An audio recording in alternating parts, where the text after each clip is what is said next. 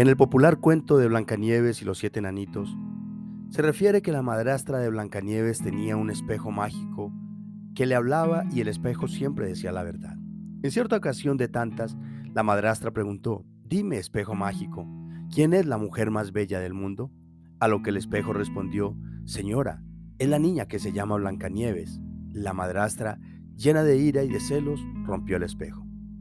La ley de Dios ha sido comparada también a un espejo que nos dice con exactitud cómo somos los seres humanos, pecadores y destituidos de la gloria de Dios. Esto no gusta al hombre natural y por eso la Biblia ha sido dejada a un lado por muchas personas, porque no dice lo que queremos escuchar, sino la verdad desnuda de cómo Dios nos ve a cada uno. Y esto es lo que nos enseña el devocional de hoy a través de la carta que Pablo escribió a los Corintios. Nos habla acerca de que el espejo espiritual del creyente es la palabra. Dice 1 Corintios 2:13, lo cual también hablamos, no con palabras enseñadas por sabiduría humana, sino con las que enseña el Espíritu, acomodando lo espiritual a lo espiritual. Todo lo que los mensajeros de Dios expresaban a través de sus enseñanzas en su época era lo que el Espíritu Santo les había enseñado a ellos, y esto provenía exclusivamente de parte del Señor. Lo que ellos hacían era interpretar las enseñanzas que venían del Espíritu y aplicarlas a la vida espiritual de los creyentes. Actualmente hay una gran cantidad de ciencias relacionadas con el estudio del hombre, con el fin de conocerlo mejor. Algunas han aportado muchísimo en la comprensión del comportamiento y la conducta del ser humano, pero resulta imposible entender al hombre plenamente, estudiando patrones de unos pocos, cuando las formas de pensar de cada persona son incontables e incomparables.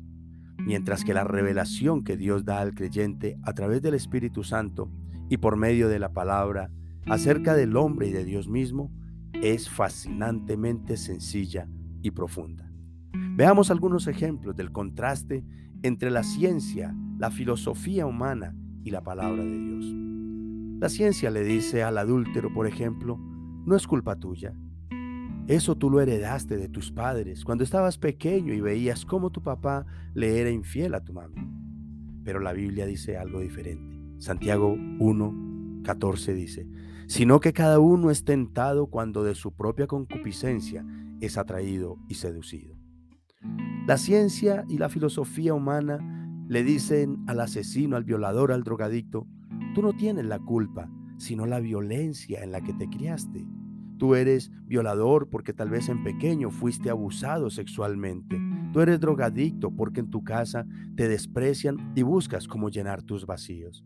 Pero la Biblia dice todo lo contrario en Romanos 1 del 28 al 31. Y como ellos no aprobaron tener en cuenta a Dios, Dios los entregó a una mente reprobada para hacer cosas que no convienen, estando atestados de toda injusticia, fornicación, perversidad, avaricia, maldad, llenos de envidia, homicidios, contiendas, engaños y malignidades, murmuradores, detractores, aborrecedores de Dios, injuriosos, soberbios, altivos, inventores de males, desobedientes a los padres, necios, desleales, sin afecto natural, implacables, sin misericordia.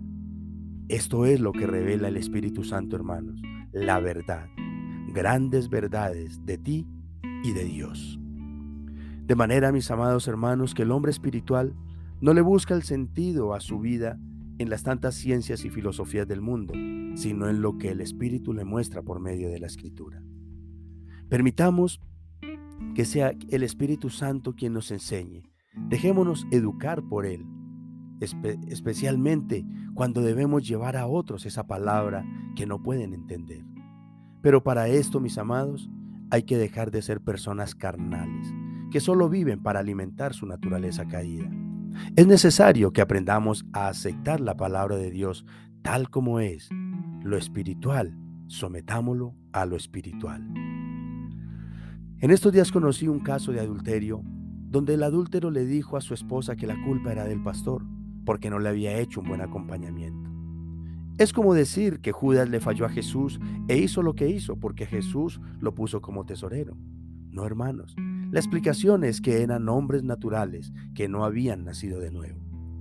Tal vez surja una pregunta: ¿Por qué Pablo le escribió esto a una iglesia, a la iglesia de Corinto? La respuesta es clara. El apóstol era consciente que la iglesia de Corinto estaba conformada en un buen porcentaje por personas naturales que aún no habían comprendido cabalmente de qué se trataba en realidad el Evangelio. Y temo, mis apreciados hermanos y amigos, que la iglesia de hoy en día esté conformada de la misma manera. Por esto es tan importante ver lo que realmente somos a través del espejo espiritual que es la palabra de Dios.